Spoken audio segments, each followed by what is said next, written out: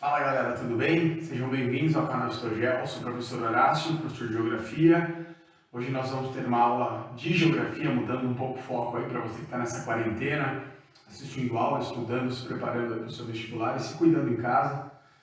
Nós vamos falar hoje sobre relevo e sobre forças exógenas, né? Forças externas, que vão fazer então a modelagem do relevo terrestre.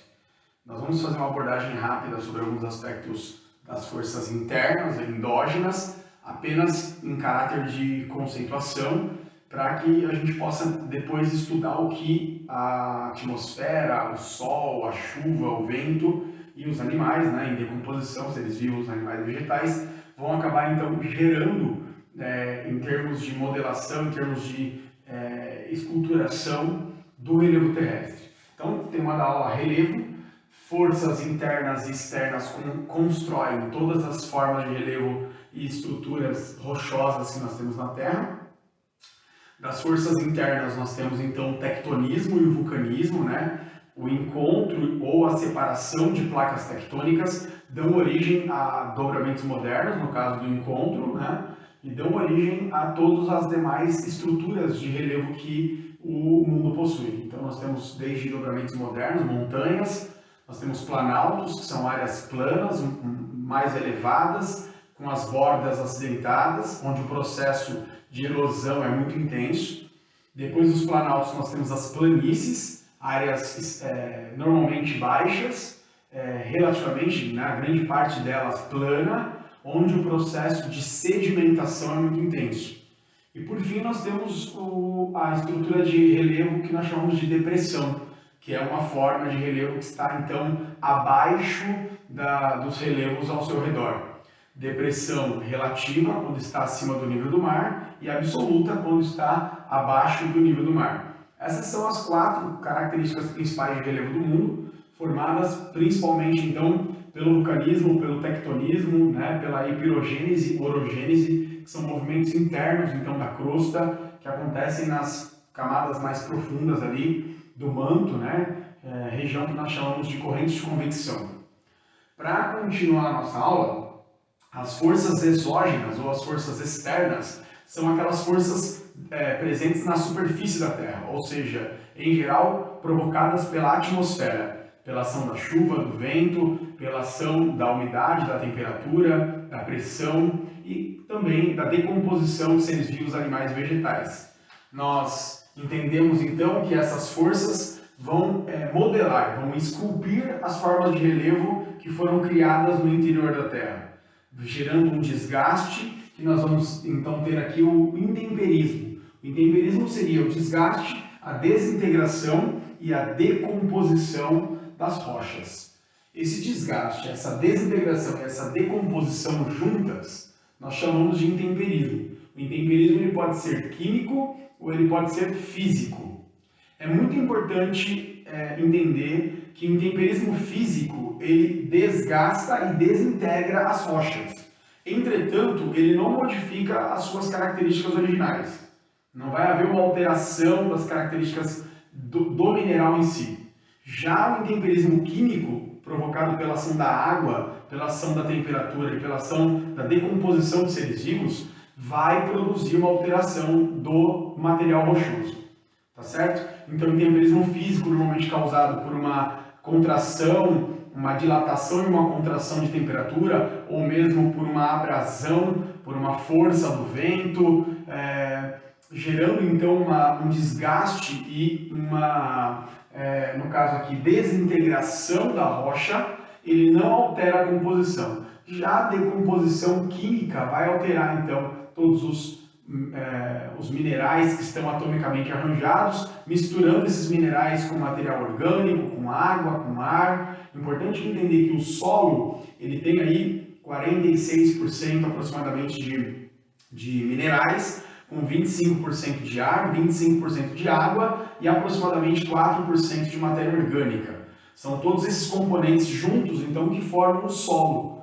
O solo não é algo, vamos dizer assim, solto, né, no espaço. Ele está relacionado à vegetação, né, e a todos os animais que estão ali sobre ele. Existe uma relação muito forte, né, entre o solo e também a cobertura vegetal, os animais que estão presentes naquela região. Por isso que nós estudamos todas essas características como domínios morfoclimáticos, ou seja, formas de relevo, clima, vegetação, características da vegetação e até mesmo, né, os seres vivos, animais, vegetais que estão presentes ali naquela região. Dando continuidade, o desgaste, a desintegração e a decomposição das rochas, que são chamados então de intemperismo, né, que é a transformação da rocha em solo, nós chamamos esse processo de pedogênese. A pedogênese nada mais é do que o processo de formação de um solo. Ele será mais desenvolvido, dependendo das características climáticas e do tempo do intemperismo, e será um solo menos desenvolvido se o clima for mais seco ou se o processo de intemperismo for mais curto.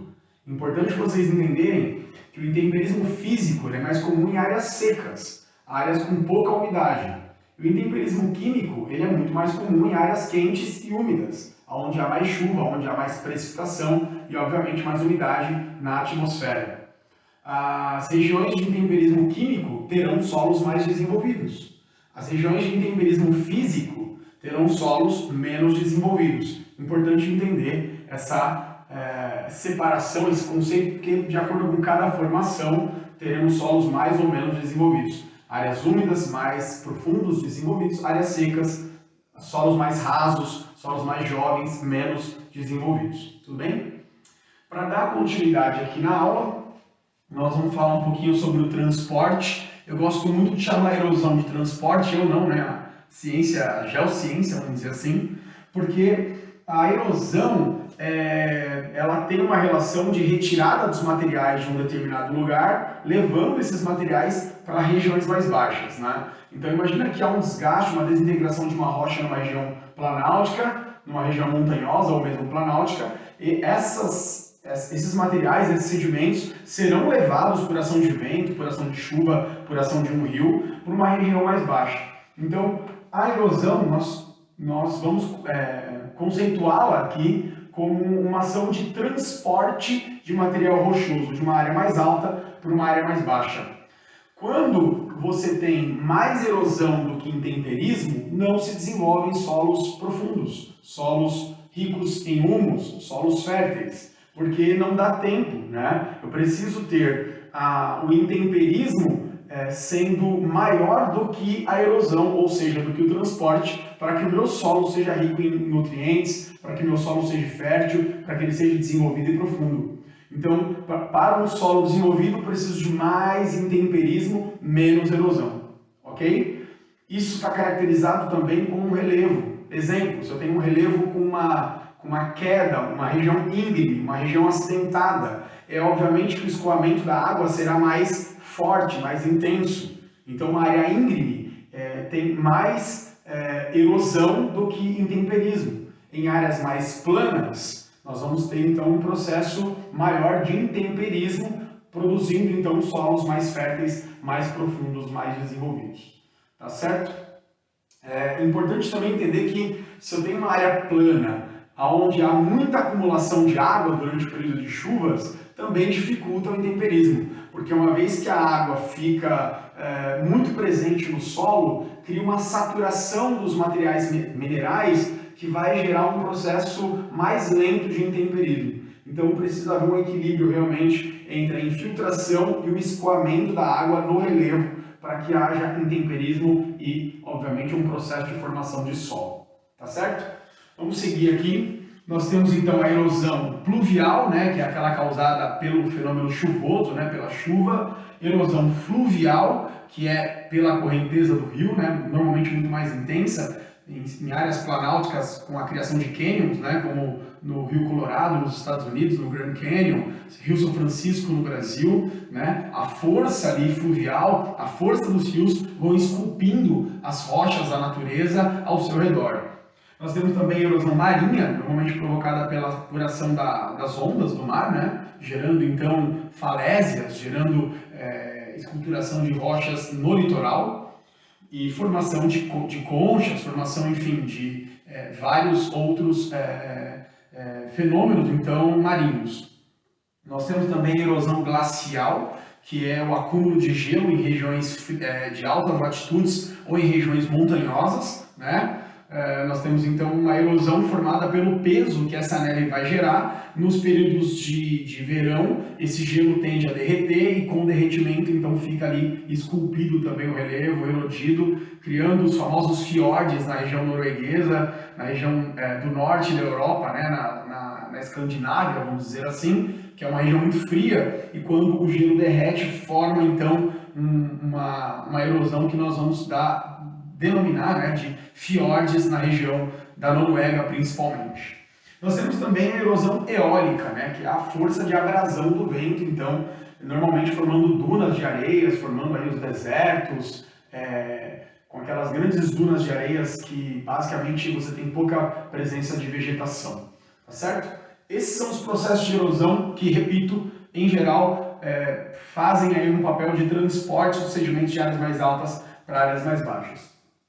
Vindo propriamente para o solo, nós temos as camadas do solo, os horizontes do solo. O que seria isso? Imagina que você tem na situação A aqui o horizonte O, que seria basicamente a matéria orgânica, aquela matéria rica em humus, decomposição de seres vivos, animais e vegetais, formando ali então a primeira camada do solo. Abaixo da camada O, nós temos a camada A, que é uma camada que tem um pouco de matéria orgânica e um pouco de matéria inorgânica, ou seja, está um intenso processo de decomposição ali ainda ocorrendo. A terceira camada do solo, a camada B, nós temos um pouco de argila, né, em um processo que nós chamamos de lixiviação, que é por onde a água da chuva leva os materiais orgânicos, os nutrientes do solo para regiões mais profundas, de horizontes mais superficiais para horizontes mais profundos. Então nós temos argila e matéria orgânica presente na terceira camada do solo.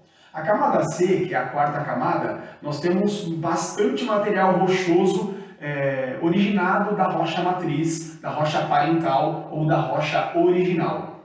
Até que nós chegamos no horizonte R, que é o horizonte formado pela rocha parental ou rocha original, que é aquela rocha ígnea ou metamórfica que deu origem ao solo, que passou então por esse processo de intemperismo que nós falamos aqui do desgaste, desintegração e decomposição dos minerais rochosos. Tudo bem? Nós vamos falar um pouquinho sobre os principais tipos de solos conhecidos, né? Nós temos o loess, que é um solo de planícies fluviais e glaciais. Esse solo normalmente se encontra em regiões temperadas ou frias. Em geral, nós temos na China, as planícies chinesas e também na região dos pampas argentinos e uruguaios.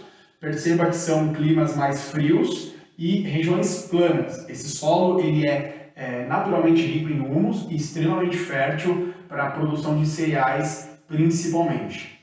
Um segundo tipo de solo muito fértil, muito importante no mundo é o cherdozyon, né, que é um solo escuro. O solo de loess é um solo meio amarelado.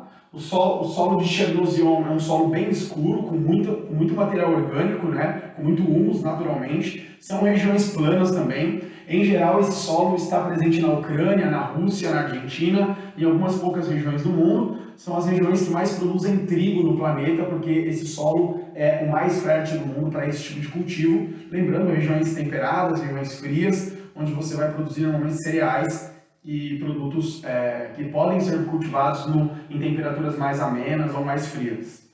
O latossolo é o principal tipo de solo brasileiro, né? O latossolo seria um solo típico de áreas intertropicais. Normalmente ele é derivado em regiões de florestas densas, sejam tropicais úmidas e assim por diante. Esse solo é encontrado em quase todas as regiões do Brasil e das regiões tropicais do mundo.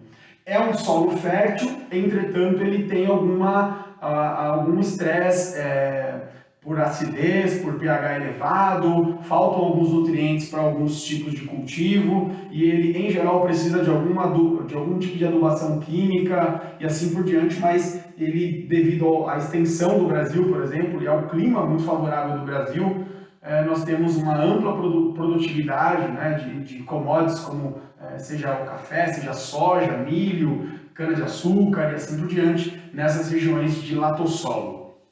Temos também a famosa terra roxa, o solo basáltico, que toda a região centro-sul do Brasil é ocupada por esse solo, que nada mais é um solo produto do intemperismo de rochas vulcânicas. Então, rochas vulcânicas ricas em basalto vão dar origem a esse solo. Tudo bem? Terminando a aula, eu vou falar para vocês um pouquinho então sobre os problemas do solo, a degradação do solo.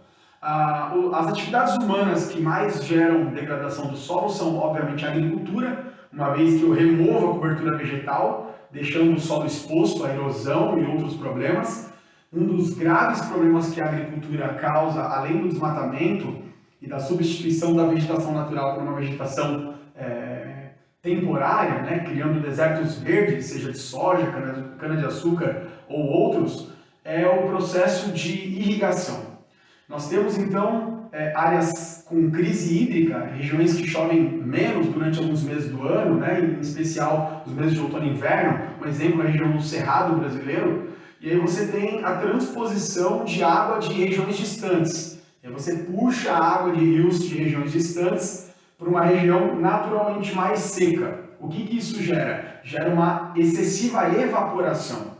Quando evapora, os sais minerais presentes na água eles vão ficar presos ao solo, gerando um processo de salinização que nada mais é do que uma grande quantidade de sais minerais no solo, gerando realmente perda de produtividade, perda de matéria orgânica. É um grave problema para a agricultura mundial. Um grande exemplo aí do Mar de Aral, né, no Uzbequistão, né, um país que fazia parte da ex-União Soviética, e a União Soviética fez uma prática de irrigação muito intensa nos anos 60, 70, acabou por destruir o Mar de Aral e gerou todo um processo intenso de salinização naquela região.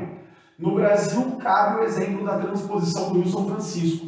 Como ele está sendo transposto ali para a região do sertão nordestino, o polígono das secas, essa água também ela tende a evaporar naquela região quente e seca, gerando salinização, gerando perda de volume de água, entre outros problemas graves aí que podem ser gerados por irrigação desordenada, mal projetada e assim por diante. É importante citar os exemplos de Israel e alguns outros exemplos, por exemplo, no centro-sul dos Estados Unidos, com sistemas de irrigação extremamente modernos, onde você usa pouca água. Principalmente Israel faz muito bem isso, né? E consegue uma alta produtividade agrícola em regiões desérticas, usando pouca água, uma tecnologia realmente muito avançada que a maioria dos países que usam de irrigação precisam caminhar para isso, tá certo? Nós vamos ter aqui também a arenização. A arenização não tem a ver com escassez hídrica, não tem a ver com falta de umidade. A arenização ela é fruto de mecanização da agricultura que vai acabar compactando o solo. Imagina que você tem um solo muito arenoso, com a presença de muita areia, e à medida que você vai desmatando a vegetação natural, a areia começa a tomar conta daquela região, até um ponto em que a areia basicamente é a única superfície, não permitindo mais que haja desenvolvimento de vegetais, né, de cobertura vegetal, de plantas, etc. e tal. Em geral, no Brasil, a arenização está acontecendo no sudoeste do Rio Grande do Sul, justamente por atividades relacionadas à agricultura mecanizada, à pecuária, né? Então cria aqueles areais, são aquelas regiões tomadas por areia, que tomaram o lugar das antigas gramíneas, né, que compunham as pradarias do Rio Grande do Sul. E o Rio Grande do Sul tem bastante problema com isso. Nós temos a erosão laminar. A erosão laminar nada mais é do que a remoção, né, lenta, quase imperceptível da camada superficial do solo. Essa camada vai sendo levada para regiões distantes. Apesar de ser imperceptível, ela gera danos muito complicados, porque todo o material, né, nutritivo do solo é removido, tornando então um solo não produtivo. Nós perdemos milhões, bilhões de toneladas de solo por ano com todas essas atividades que nós estamos comentando aqui. A vossoroca seria uma erosão mais bruta, né? Cria-se vamos dizer assim, um suco, né? um buraco, uma grande fenda, removendo 2, 3, 4 camadas de solo, de horizontes de solo ao mesmo tempo. Então a vossoroca seria realmente uma grande falha, uma grande fenda, removendo várias camadas do solo. Normalmente isso acontece por conta da remoção da cobertura vegetal. A cobertura vegetal, as raízes das árvores em geral, protegem o solo de escorregamento, de deslizamento. Portanto, em áreas íngremes, né, em costas, morros, é muito importante a presença de vegetação para evitar escorregamentos, deslizamentos que no Brasil são o principal causador de mortes por desastres naturais. A gente sabe no Rio de Janeiro, em São Paulo, em regiões com morros, o quanto as populações mais pobres se arriscam a construir casas, barracos, etc. e tal. Nessas regiões, durante o verão, o excesso de chuva faz com que o solo fique fofo e acaba então tendo deslizamento e mortes durante o período de chuvas. Nós temos algumas formas para controlar isso, né? Antes de falar do controle desses problemas, eu vou falar um pouco da desertificação, né? Deserto é um domínio natural onde não há umidade, ou pouca chuva. A desertificação é a expansão das paisagens desérticas. Isso é causado por desmatamento, isso é causado por alterações climáticas, isso é causado por tanto fatores naturais, o clima, quanto fatores antrópicos, a ação do homem. A queima de combustíveis fósseis, o desmatamento, tudo isso está agravando o aquecimento global. E a desertificação, então, é a expansão das paisagens desérticas, onde não nasce nada, onde não tem vegetação, onde quase não se tem umidade nenhuma. E isso está acontecendo principalmente na região nordeste do Brasil, na região do sertão nordestino, ali no polígono das secas, uma região que vivem mais de 20 milhões de pessoas e tem bastante problema com crise hídrica durante os meses de seca, né? Outono e inverno, onde quase não chove basicamente nada. Para terminar, fatores que podem conservar o solo são as curvas de nível em regiões íngremes, em regiões acidentadas. Você cria então patamares com a mesma altitude e cria canais de água, evitando que a chuva e o escoamento da água venha erodir aquele solo. Então as curvas de nível são utilizadas desde a antiguidade pelos chineses, pelos povos do sul da Ásia. Aqui na América do Sul nós temos a América Andina, ali com os incas, né? Utilizando esse sistema de curvas de níveis, que são aqueles terraços, né? Com a mesma altitude e com as saídas para escape da água, evitando a erosão. Nós temos também o plantio direto. O plantio direto nada mais é do que você, quando colhe uma safra, você deixa o material vegetal da safra antiga já em cima do solo e você protege então o solo com essa palha, né, da colheita anterior. É muito feito com a soja, com a cana, com o milho. Então você planta diretamente em cima daquela palha da colheita anterior. O plantio direto é um grande aliado aí para evitar a erosão laminar e outros tipos de problema no solo, além do fato de gerar uma matéria orgânica ali que pode contribuir com a reposição de nutrientes do solo. E por fim, nós temos a rotação de culturas, que é muito importante, feita desde a antiguidade, lá na Revolução Agrícola do ano 1000 da Europa. A rotação de culturas nada mais é você trocar o cultivo de um gênero agrícola por outro, de um ano para o outro, fazendo com que os nutrientes do solo se mantenham presentes. Tem cultivos, né, gêneros agrícolas que dependem de um nutriente e fornecem um nutriente. Você produz um ano, no outro ano você substitui ele por um outro cultivo, por um outro gênero. Isso faz com que o solo ganhe vitalidade, isso preserva os nutrientes do solo. Um exemplo disso são as leguminosas, né, que fornecem nitrogênio para o solo e assim por diante. Então nós temos a rotação de culturas, evitando então a perda excessiva de nutrientes, né, fazendo uma reciclagem de nutrientes quando você troca um gênero pelo outro. A aula acaba aqui, espero que você tenha curtido, né? Deixa um like no vídeo, indica aí para os seus colegas. Bons estudos e até a próxima aula.